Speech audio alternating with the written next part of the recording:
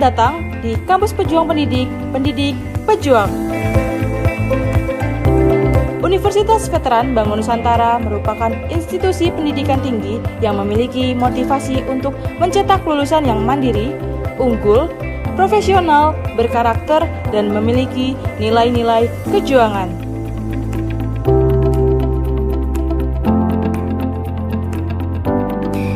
Saya Rektor Universitas Veteran Bangun Nusantara, Profesor Dr. Farida Nugrahani Magister Humaniora. Misi Universitas Veteran Bangun Nusantara adalah terwujudnya universitas yang unggul, berkarakter, mandiri, dan memiliki nilai-nilai kejuangan.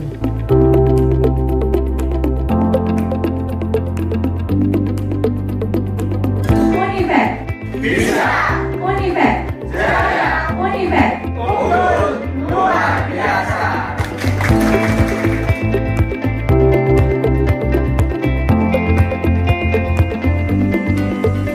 Kampus Universitas Veteran Bangun Nusantara terdiri dari 6 fakultas unggulan dan 1 program pasca sarjana. Univet Bantara memiliki peringkat ke-97 antar perguruan tinggi se-Indonesia, dilansir melalui website EduRank.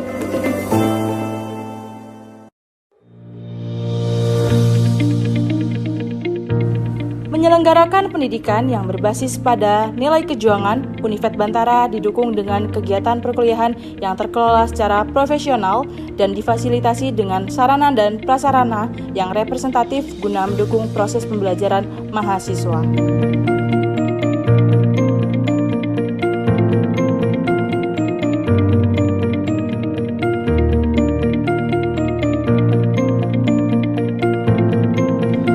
Univet Bantara secara intens melaksanakan penelitian guna menunjang pengembangan iptek dan sosial budaya sekaligus sebagai wadah untuk memberikan kompetensi serta keahlian khusus untuk mahasiswa dalam menyongsong masa depan yang penuh dengan tantangan.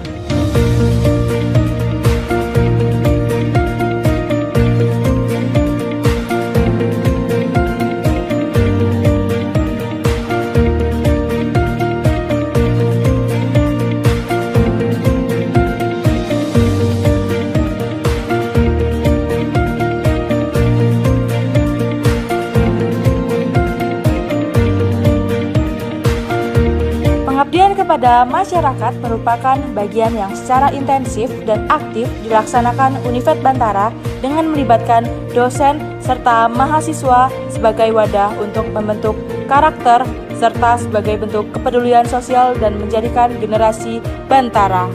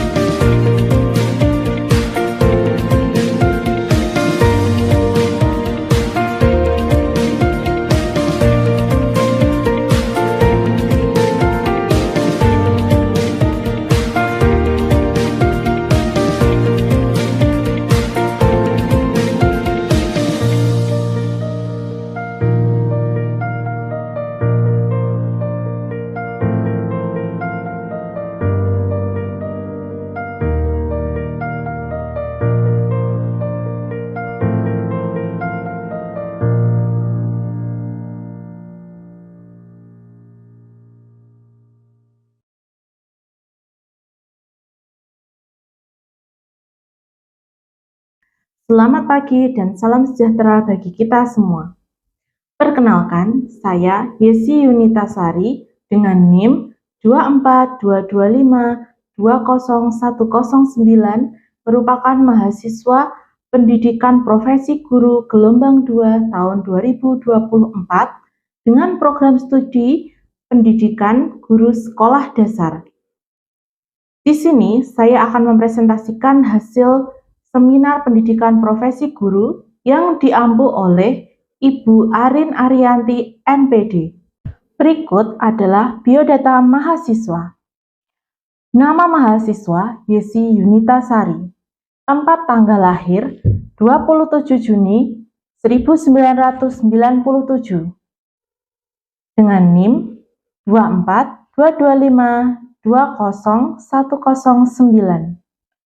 Kelas PGSD 3, Program Studi Pendidikan Guru Sekolah Dasar, email peserta.10875@ppg.belajar.id. Pada seminar kali ini, terdapat beberapa hal yang akan saya sampaikan.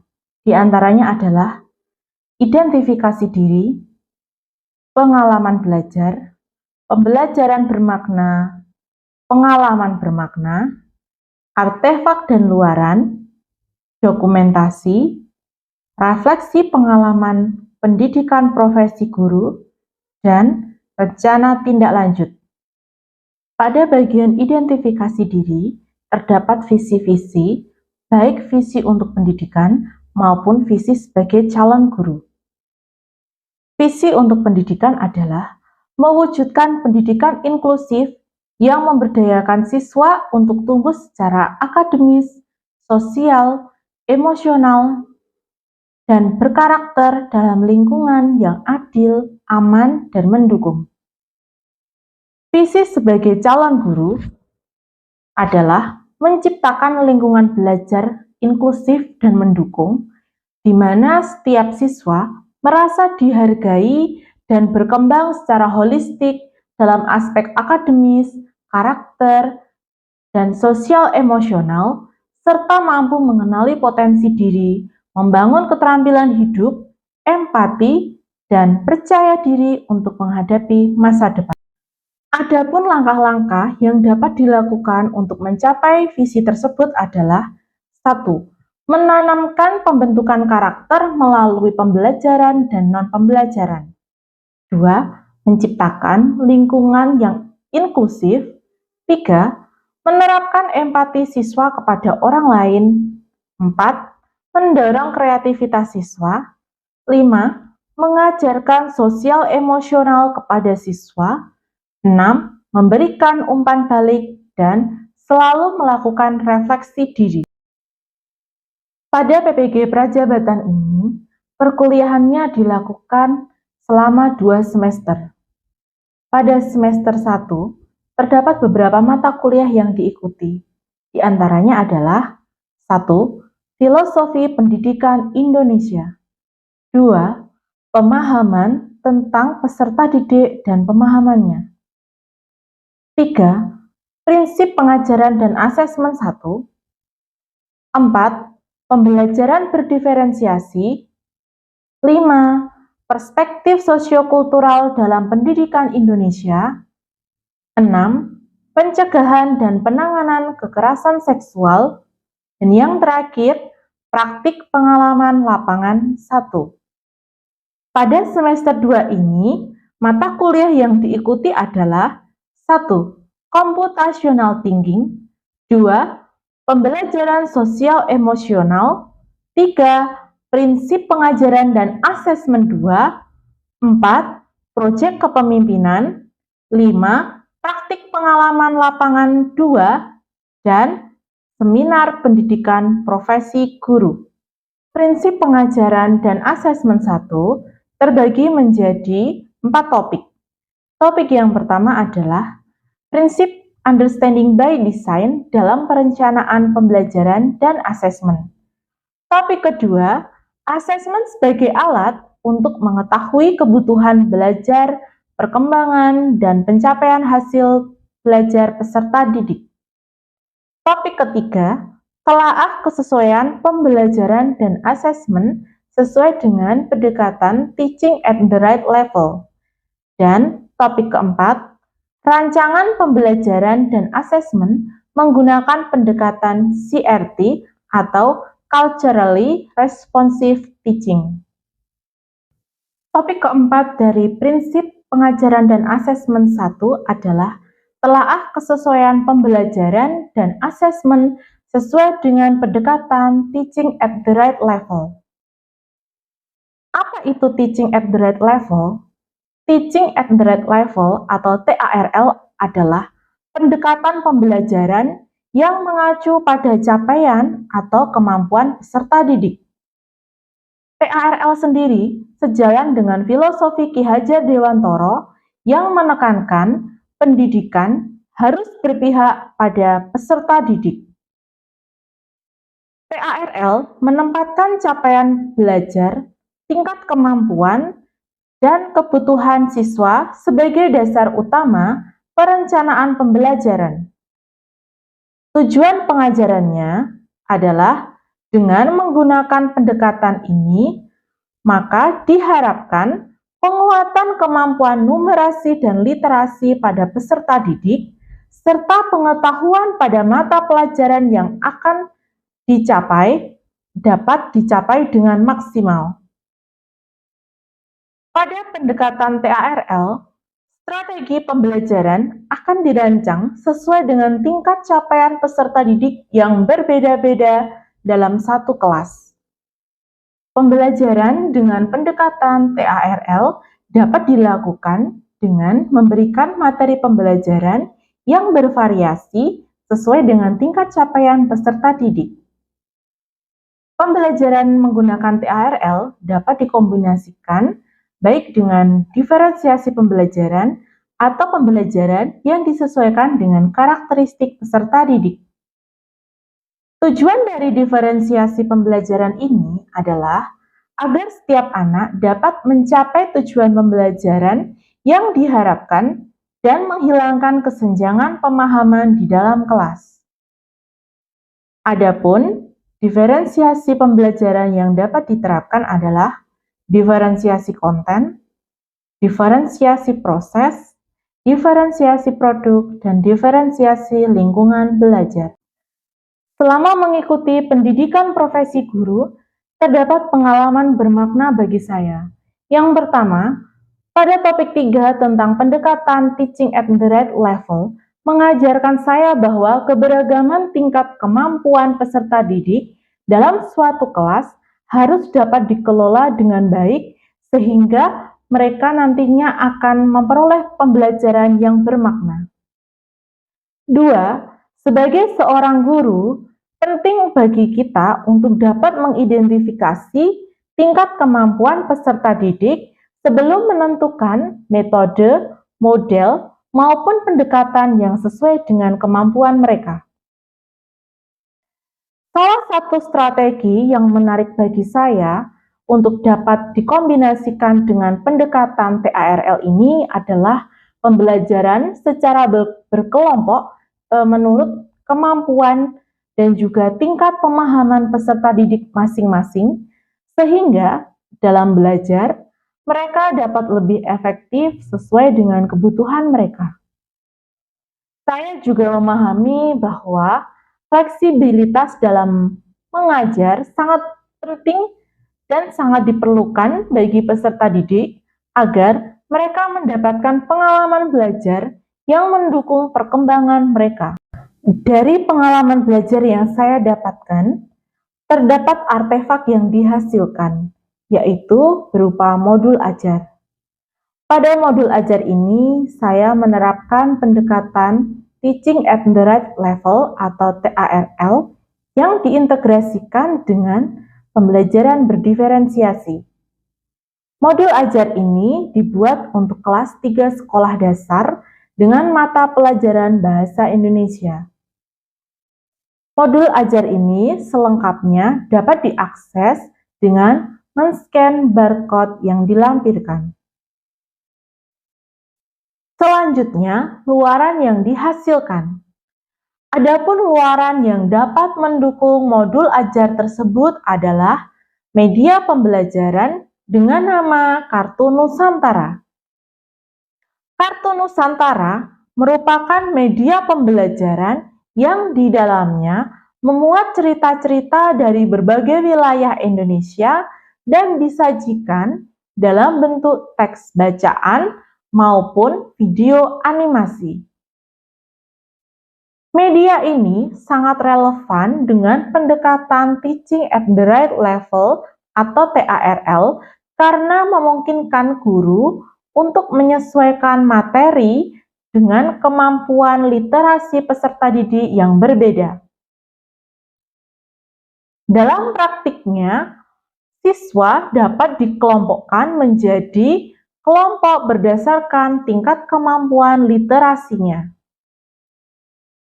Kartu Nusantara menyediakan beragam cerita dengan tingkat kompleksitas yang berbeda, sehingga guru dapat memberikan bahan bacaan atau video yang sesuai dengan level kemampuan literasi peserta didik.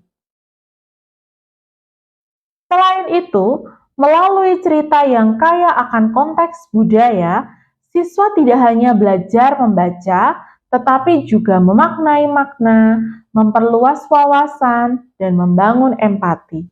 Dalam hal asesmen, guru dapat menggunakan Kartu Nusantara ini untuk melakukan asesmen diagnostik awal, asesmen formatif, dan juga asesmen sumatif secara sederhana. Misalnya, dengan menggunakan Kartu Nusantara ini, guru dapat memanfaatkan sebagai bahan untuk menilai apakah peserta didik tersebut sudah mampu membaca dan memahami sebuah cerita dengan baik dan benar. Sehingga, melalui asesmen diagnostik ini dapat digunakan sebagai dasar dalam mengelompokkan peserta didik ke dalam kelompok berdasarkan kemampuan literasinya. Kemudian, untuk asesmen formatifnya, melalui Kartu Nusantara ini, peserta didik dapat menggunakan cerita-cerita yang disajikan baik berupa teks bacaan maupun video animasi yang disajikan untuk mengerjakan lembar kerja peserta didik.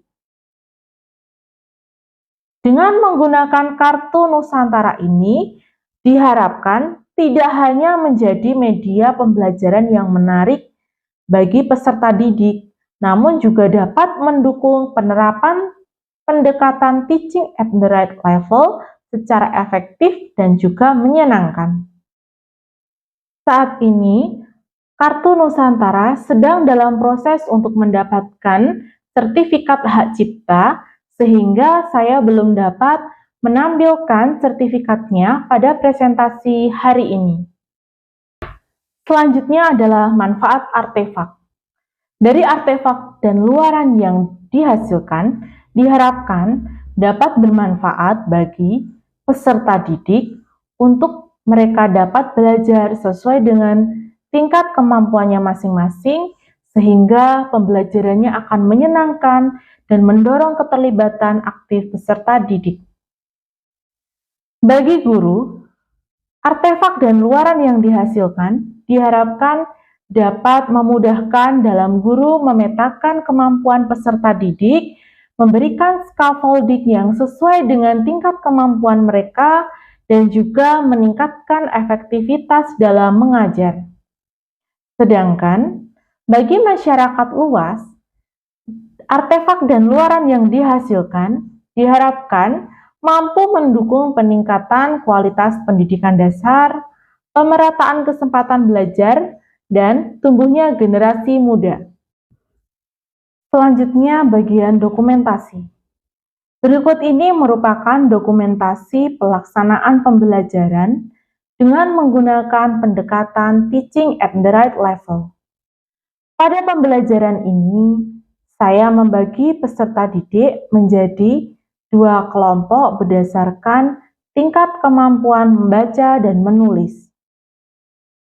Kelompok tersebut diantaranya adalah kelompok mahir membaca dan menulis dan kelompok kurang mahir membaca dan menulis.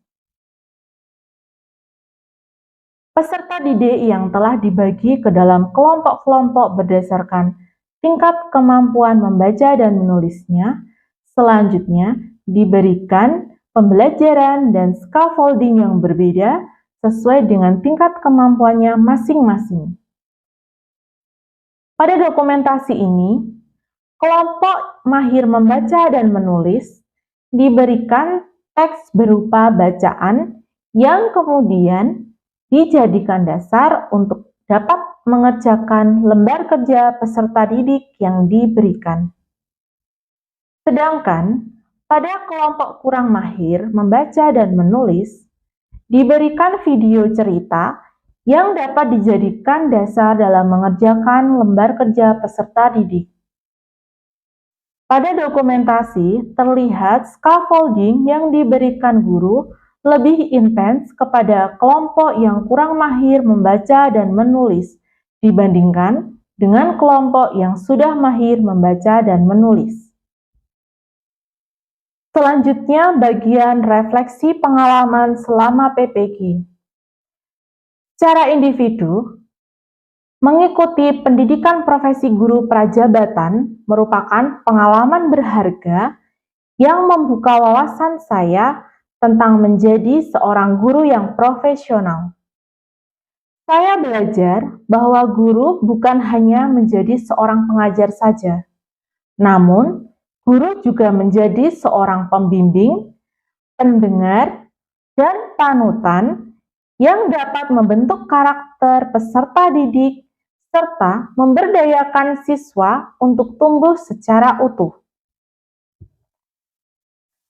Secara kelompok, mengikuti pendidikan profesi guru prajabatan merupakan pengalaman yang berharga yang membuka wawasan saya dan kelompok tentang makna menjadi seorang guru yang sesungguhnya. Secara kelompok, kami belajar untuk bekerja sama, saling mendukung, dan tumbuh bersama dalam merancang pembelajaran yang berpihak pada siswa, bukan hanya secara akademis, namun juga non-akademis.